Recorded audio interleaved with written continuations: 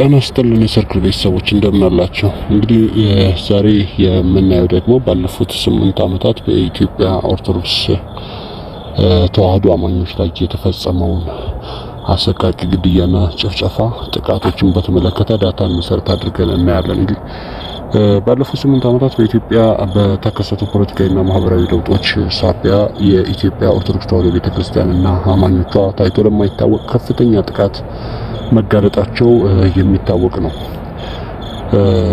ሃይማኖትንና ብሔር መሰረት ያደረጉ ግድያዎች፣ የቤተክርስቲያን ንብረት መውደምና የካህናትና ምዕመናን መፈናቀል መጠነ ሰፊ ሰብአዊ ቀውስ ማስከተሉ በሀገራችን እንግዲህ የሚታወቅ ነው። በተደጋጋሚ ሲደረግ የቆየ ጉዳይ ነው።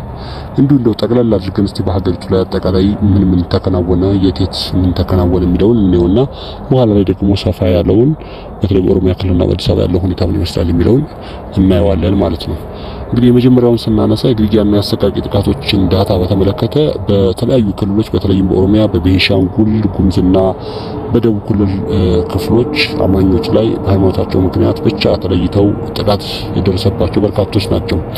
የቅርብ ጊዜ ሀገሮች ለምሳሌ ከቅርቡ ጀምረን ከ2018 ጀምረን ወደ ኋላ እያየን እንሄዳለን። እንግዲህ በዚህ መሰረት በየካቲት 2018 ዓ.ም በምስራቅ አርሲ ሸርካ ዞን በተፈጸመ ጥቃት 21 ኦርቶዶክሳውያን መገደላቸው ያው በተለያዩ ዓለም አቀፍ የመረጃ ምንጮችም ጭምር የተረጋገጠ ጉዳይ ነው። ይሄ ግድያ ነው። እንግዲህ በዚህ ወረዳ ብቻ በአንድ አመት ውስጥ የሟቾች ቁጥር 164 መድረሱን የኢትዮጵያ ሰብአዊ መብቶች ኮሚሽን አረጋግጦ ነበር በወቅቱ ባወጣው መግለጫ።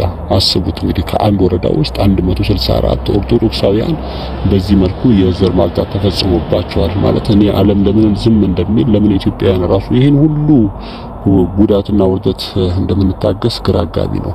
በ2016 እና 2017 አካባቢ ደግሞ በጥቅምት ለምሳሌ 2025 2017 ላይ በምስራቅ አርሲ መርቲ ወረዳ ከ25 በላይ ኦርቶዶክሳውያን ተጨፍጭፈዋል በአሰቃቂ ሁኔታ ማለት ነው። በዝቋላ ደብረ ከዋክብት ገዳም ላይ እንደዚሁ በተፈጸመ ጥቃት አበምኔቱን ጨምሮ መነኮሳትና አገልጋዮች መገደላቸው እንግዲህ የቅርብ ጊዜ ትዝታ ነው። አይዘነጋም። እሱ ምን አይነት አሰቃቂ እንደነበረ ታስታውሳላችሁ ሁላችሁ ማለት ነው። በቀደሙት ዓመታት ለምሳሌ በ2012 ዓ.ም በወጣው ቤተክርስቲያን ሪፖርት መሰረት 67 ምዕመናን በአሰቃቂ ሁኔታ መገደላቸውና በርካቶች መቁሰላቸው ተዘግቦ ነበር በወቅቱ። በጥር 2015 ዓ.ም በቤተክርስቲያኑ ላይ የተከሰተውን ሃይማኖታዊ መዋቅር ጥሰት ተከትሎ እንግዲህ በሻሸመኔና አካባቢ ከ35 በላይ ዲያቆናትንና ምዕመናን በመንግስት የጸጥታ ኃይሎች መረሸናቸው አይዘነጋም እና አቡነ ሳይሮስ በቀሰቀሱት ጉዳይ ማለት ነው። እገታና የግዳጅ መፈናቀል በተመለከተ እንደዚሁ እንግዲህ በጣም በርካታ ወንጀሎች ተፈጽመዋል እዚህ ሀገር ላይ። እገታ አሁን ላይ የኦርቶዶክስ ተዋህዶ ቤተክርስቲያን አገልጋዮችን ለማስፈራራትና ገቢ ለማግኛ መሳሪያ ሆኖ እያገለገለ የሚገኝ መሰረታዊ ጉዳይ ነው። እንግዲህ እገታ በምዕራብ አርሲ እና ምስራቅ ወለጋ እንዲሁም በሸዋ አካባቢዎች ካህናትና መነኮሳት ከገዳማትና ከአብያተ ክርስቲያናት እየታገቱ ከፍተኛ የገንዘብ ክፍያ ይጠበቅባቸዋል። ካልተከፈለ ደግሞ ግድያ ይፈጸማል። ከፍለውም የሚገደሉ በጣም በርካቶች ናቸው። መፈናቀል በኦሮሚያና በቤኒሻንጉል ጉሙዝ ክልሎች በሚኖሩ ኦርቶዶክሳውያን በሚደርስ ተደጋጋሚ ዛቻና ጥቃት በሺ የሚቆጠሩ ሰዎች ከቀያቸው ተፈናቅለው ለምሳሌ በ2012 ብቻ ከ7000 በላይ ምዕመናን ተፈናቅለው ነበር። በአሁኑ ወቅትም በአማራ ክልልና በኦሮሚያ ክልል ድንበር አካባቢ ላይ በሚካሄዱ ግጭቶች እንግዲህ ኦርቶዶክሳውያን እምነት ተከታዮች ላይ ተከታታይ ጥቃት ተከስቶባቸዋል። ተከታታይ የሆነ የማይቋረጥ ጥቃት ማለት ነው ተከስቶባቸዋል። በዚህም በጣም በርካቶች እየተፈናቀሉ ይገኛሉ። የቤተክርስቲያን ንብረትና ውድመትንም በተመለከተ እንግዲህ ባለፉት 8 ዓመታት በመቶዎች የሚቆጠሩ ቤተ ክርስቲያናት ተቃጥለዋል ወይም አገልግሎት እንዳይሰጡ ተደርገዋል። በ2011 ዓ.ም ለምሳሌ በሶማሌ ክልል ብቻ ከ10 በላይ አብያተ ክርስቲያናት እንዲወድሙና እንዲቃጠሉ ተደርገዋል። 15 ካህናትም ተገለዋል በወቅቱ ማለት ነው። ያኔ አብዲ ኢሌ ታሰረ ጊዜ የተነሳው ግርግር የሚታወስ ነው፣ መቼም አይዘነጋም። በዛን ጊዜ የተፈጸመው በጣም ዘግናኝ ሆነት ነበር። የኢትዮጵያ ኦርቶዶክስ ተዋህዶ ቤተክርስቲያን ቅዱስ ሲኖዶስ እነዚህን ጥቃቶች በኦርቶዶክሳውያን ላይ የታወጀ የዘር ማጥፋት በማለት ደጋግሞ አውግዟል። ሆኖም ግን መንግስት የዜጎችን በህይወት የመኖር መብት፣ የመጸለይ መብት የማስከበር ግዴታውን እንዲወጣ ቢያሳስቡም እንኳን መንግስት ያንን ሊሰማ አልፈለገም። እንዲሁም ዓለም አቀፉ ማህበረሰብ ለጉዳዩ ትኩረት እንዲሰጥ ጥሪ ቀርቦለታል። የሆነ ሆኖ የመጣ አንዳችም ነገር የለም። በዋናነት ቀደም ሲል መግቢያ ላይ እንዳልኩት እንግዲህ በኦሮሚያ ክልልና በአዲስ አበባ አካባቢ ባለፉት ጥቂት ዓመታት በተለይም ከ2011 ዓ.ም ጀምሮ በኦርቶዶክሳውያን ላይ ያተኮሩ ጫናዎችና ጥቃቶች መልካቸው የተለያየና ውስብስብ መሆኑ የሚዘነጋ አይደለም። እስቲ ምን ተፈጸመ የሚለውን በጥልቀት ለማየት ብንሞክር በኦሮሚያ ክልል በዋናነት አካላዊ ጥቃትና ግድያ ሲበዛ፣ በአዲስ አበባ አካባቢ ደግሞ የይዞታና የህልውና ፈተናዎች ጎልተው ታይተዋል። የመስቀል አደባባይ ጉዳይ እና የቤተክርስቲያኑ አጠቃላይ ይዞታ የሆኑ ነገሮች የሚደርስባቸው ነገር ይታወቃል።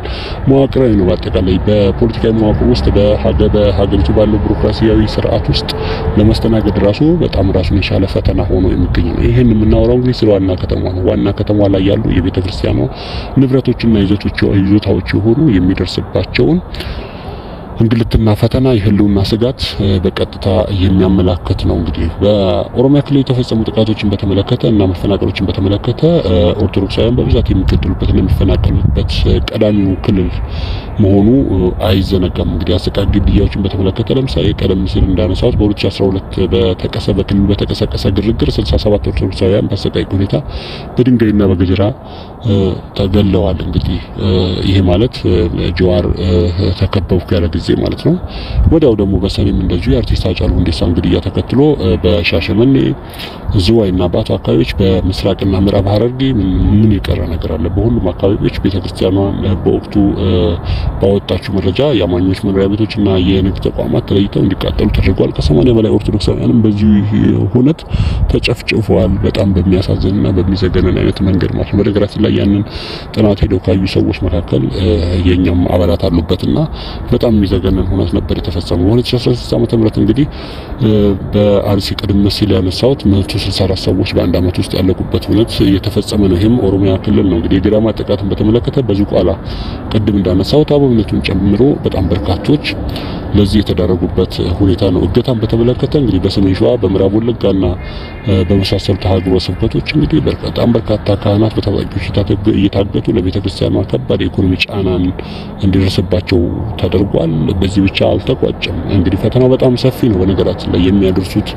ግፍና ሰቆቃ እውነት በቀላሉ የሚቀረፍ አይመስልም። እንዴት ነው መከላከል የሚቻለው ነው። ዛሬም ስላልቆመ ስለ ትናንት ብቻ አይደለም እያወራን ያለው፣ ዛሬም አልቆመም። ግድያዎቹ አሉ፣ አፈናዎቹ አሉ፣ ጭፍጨፋዎቹ አሉ እኛው ሀገር ላይ ማለት ነው። በእንግዲህ የሰው ልጅ በሀገሩ በሚያመልክበት ቦታ ላይ እንዳያመልክ የሚደረግበት ሁኔታ ማለት ነው።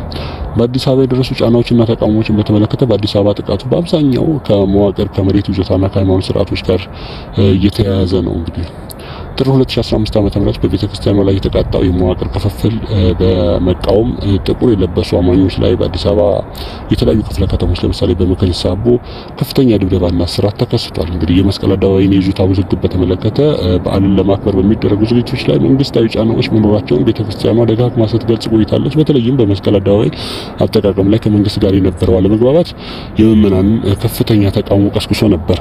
ይህም የሚዘነጋ አይደለም ማለት ነው። እንግዲህ ሌላው ደግሞ የቤተ ክርስቲያናት መፍረስን በተመለከተ በኮሪደር ልማት ስም እንግዲህ በከተማ ማስፋፋት ስም በአዲስ አበባ ዙሪያና በከተማ ውስጥ የሚገኙ አንዳንድ ቤተ ክርስቲያናት የሰንበት ትምህርት ቤቶች ህንጻዎችን ጨምሮ በቂ ካሳና ምትክ ሳይሰጣቸው ፈራርሰው ቀርተዋል። እንግዲህ ይህ ዋና ከተማ ላይ የተፈጸመ ነው። የዳታን በተመለከተ አሁን ለምሳሌ የጥቃቱ አይነት ኦሮሚያ ክልልን በተመለከተ አዲስ አበባ ኦሮሚያ ክልል ያው ሟች ነው ያለው ማለት ግድያ ነው በአብዛኛው የሚፈጠረው። ግድያና ማፈናቀል ማገት ሁሉም ነገር ነው የሚፈጠረው። አዲስ አበባ ላይ ደግሞ ንብረትን በተመለከተ ነው አብዛኛው ጊዜ የሚከሰተው ማለት ነው። እንግዲህ በ8 አመት ውስጥ ከ500 በላይ ሰዎች ሞተዋል እንግዲህ ኦሮሚያ ክልል ማለት ነው። ከ50 በላይ ቤተክርስቲያናት ተቃጥለዋል እንግዲህ ኦሮሚያ ክልል ማለት ነው።